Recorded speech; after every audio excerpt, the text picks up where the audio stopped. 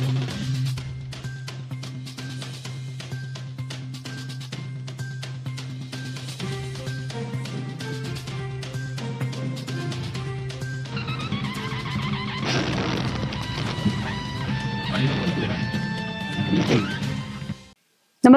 आपण पाहता हिरकणी न्यूज.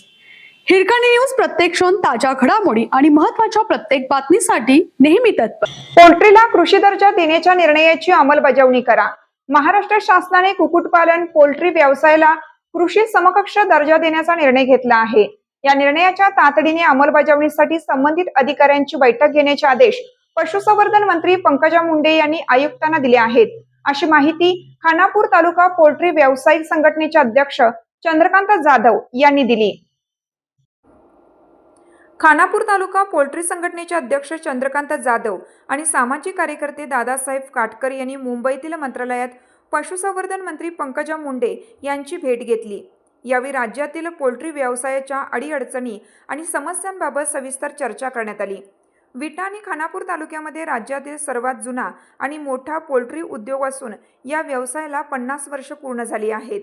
या सुवर्ण महोत्सवी वर्षानिमित्त विट्यात शासनाच्या वतीनं मोठ्या कार्यक्रमाचे आयोजन करण्यात यावे अशी मागणी यावेळी करण्यात आली.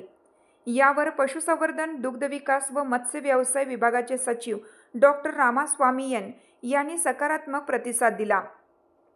मी स्वतः आशियातील सर्वात मोठे पोल्ट्री उद्योगाचे केंद्र असलेल्या नामक्कल, तामिळनाडू येथील असल्याने मला या उद्योगातील समस्यांची पूर्ण जाणीव आहे.